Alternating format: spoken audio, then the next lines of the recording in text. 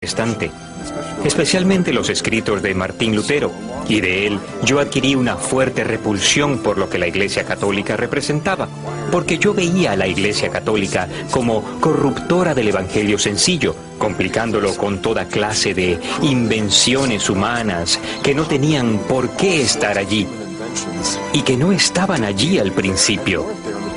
María, el Papa, el purgatorio, los santos, los sacramentos y todo lo demás. ¿Era yo anticatólico? Sí, era anticatólico con una especie de venganza, porque yo veía a la Iglesia Católica como una institución humana. Yo no podía discernir la institución divina.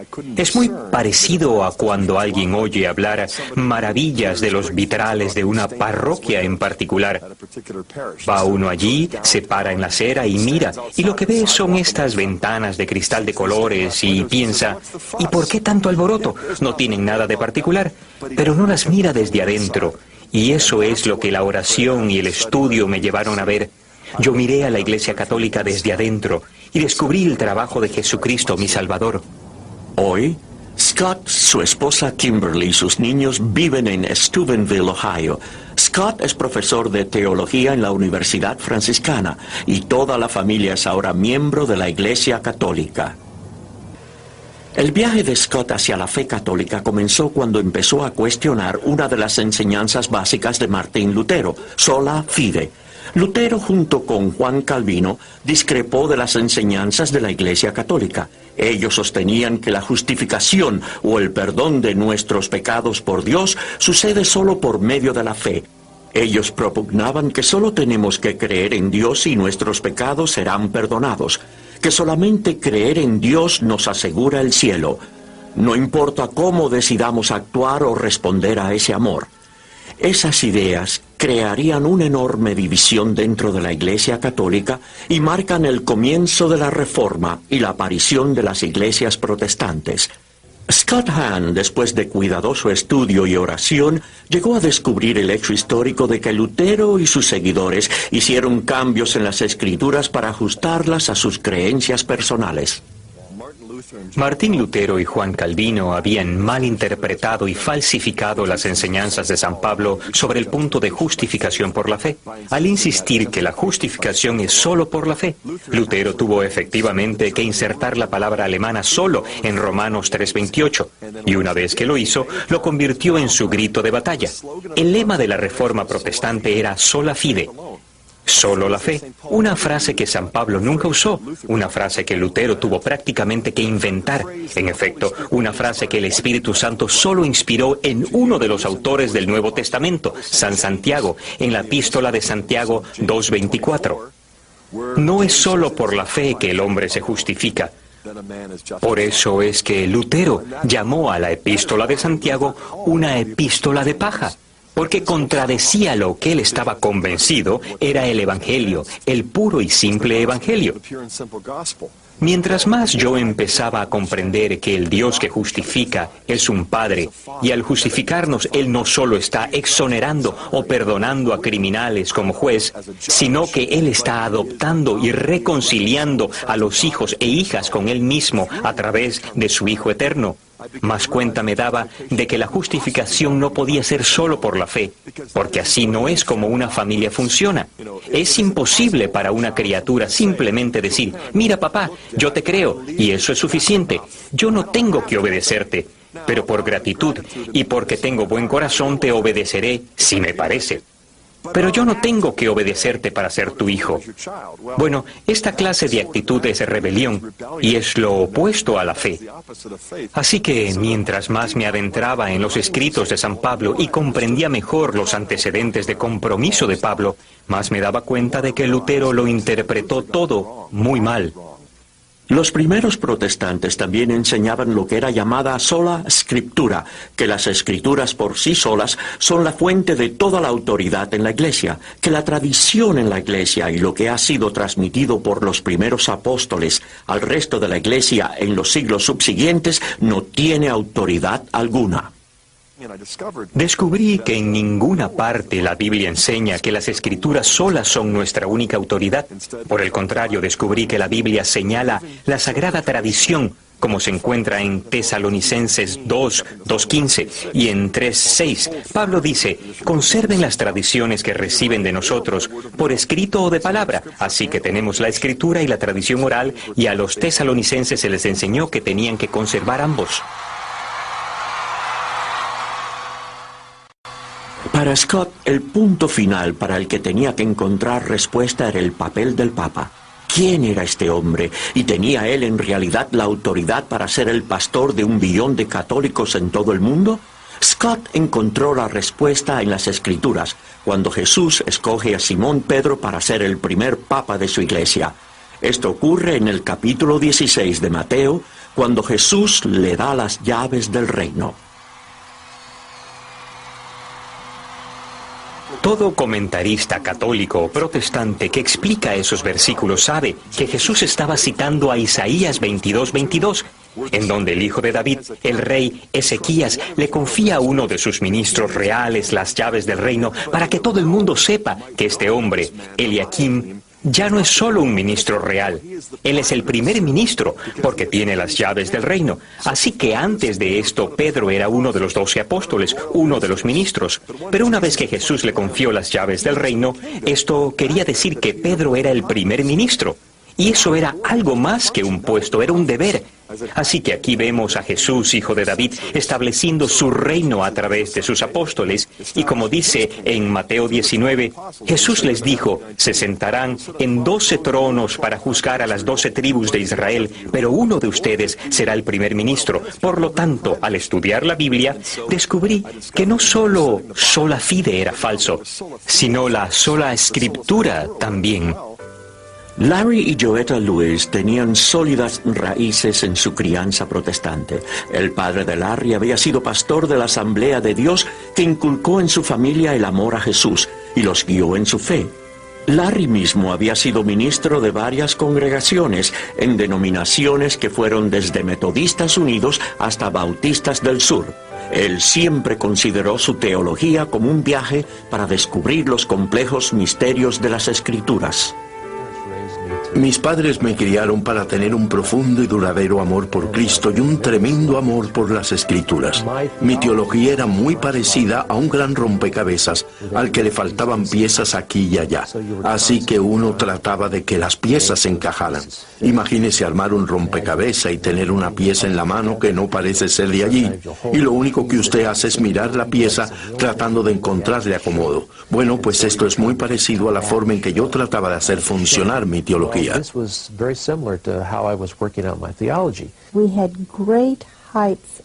Llegábamos a grandes alturas de éxtasis y profundos valles de desaliento, porque ser católicos no era lo que ninguno de nosotros había considerado y nunca pensamos que querríamos serlo. Amábamos a nuestra iglesia, a nuestra gente. A Larry le encantaba su trabajo de pastor y predicador. Así que esto no era algo que nosotros estábamos buscando, porque no estuviésemos satisfechos con lo que teníamos. Nos cogió totalmente de sorpresa. La búsqueda de Larry y Joetta los estaba llevando en una forma que ninguno de ellos hubiese imaginado. Pero sí tenían verdadero miedo de que quizás estaban yendo demasiado lejos, de que estaban volviéndole las espaldas a Jesús al rezarle a María, que su búsqueda era equivocada. Ellos tomaron la decisión de investigar más a fondo, buscando confirmación en las Escrituras a su nuevo amor por la Santísima Madre y la tradición católica. Fue un sacerdote católico el que les dio una nueva perspectiva del papel de María en la Iglesia. Él dijo: déjenme hacerles un par de preguntas. ¿Quiere usted a su esposa? Y él sabía cuál sería mi respuesta. Yo le dije: usted sabe que yo quiero mucho a Joetta. Y él me dijo: ¿alguna vez le ha dicho algo así como te quiero con toda el alma? ¿Todo lo que tengo y pueda tener en el futuro es tuyo? ¿O quizás usted ha dicho algo más o menos como venero la tierra que pisas? Yo le dije: sí, yo he dicho más o menos eso. O algo como Joetta, te adoro. Le contesté: sí, padre, yo he dicho todo esto porque es lo que siento. Él me dijo, pues bien, Larry, así es como nosotros nos sentimos con la Santísima Madre. La queremos mucho por el regalo que ella nos ha dado, el más preciado que jamás se le pueda ofrecer al mundo. Ella nos dio a Jesús y en este hermoso acto de renunciación de su parte, ella nos ofreció la vida eterna de manera que a través de la fe en Él podamos unirnos al Padre, ser uno con Él a través de Cristo. Y por nuestro gran amor y afecto por ella, hablamos de ella usando el lenguaje del amor. Y sin embargo me dijo, tú has dicho algo sobre Joetta que nosotros nunca diríamos sobre la Santísima Madre, porque nosotros no la adoramos, toda la adoración pertenece solo a Dios. Pero porque la queremos tanto, porque la vemos como nuestra Madre, sabemos que podemos confiar nuestras vidas a ella, nuestros cuerpos a ella, aún nuestras almas en sus brazos, sabiendo que ella nos llevará a lo profundo del corazón de Jesús. Quedé convencido. Yo sabía que nunca había pensado sobre esto antes, ni siquiera había considerado esta clase de amor y devoción. Al principio, temeroso de las imágenes y tradiciones que él había desdeñado, Larry comenzó un meticuloso estudio de las Escrituras, buscando cualquier señal de que las tradiciones católicas hubiesen efectivamente distorsionado la palabra de Dios. Íbamos a librerías católicas 3 y 4 veces al día. El empleado nos decía, ¿han leído este libro o saben algo sobre este otro? Y yo decía, me lo llevo. Y este otro también. El empleado insistía, ¿no quiere saber algo sobre el libro primero? A lo que yo respondía, no importa. Si es sobre la Iglesia Católica, lo queremos. Después nos dimos cuenta que en ese primer año habíamos gastado más de $5,000 en libros y cintas. Todo nos parecía poco. Leíamos todo lo que podíamos encontrar. El catecismo fue la mejor teología sistemática que yo había leído en mi vida, y yo había leído varias. Esto fue el principio para encontrar las piezas que faltaban. Como ese rompecabezas de que hablamos antes, las piezas estaban cayendo en su lugar a una velocidad vertiginosa. Empezamos a descubrir cosas que nunca habíamos considerado y compararíamos las Escrituras y lo que los primeros padres de la Iglesia decían con lo que el catecismo decía, y en áreas que son muy familiares para los católicos, pero muy poco conocidas por mí como ministro protestante, estábamos encontrando la riqueza de la Iglesia y la profundidad de la Iglesia. Era sorprendente, emocionante. Las verdaderas implicaciones de lo que estábamos encontrando como cierto es que si la verdad es una persona, y Jesús dijo, yo soy la verdad, entonces cuando Él dijo, síganme, Él dijo, sigan la verdad. Y lo que estábamos encontrando en el catecismo y los libros que leíamos, los primeros padres de la Iglesia, lo que estábamos viendo era que la fe católica era tan substancial, tan enraizada en las Escrituras, expresada tan hermosamente en la primera Iglesia y en las subsiguientes Escrituras de los padres de la Iglesia, que esta parecía ser una verdad que era más fuerte, más reveladora, la verdad más completa que hubiéramos visto hasta ahora.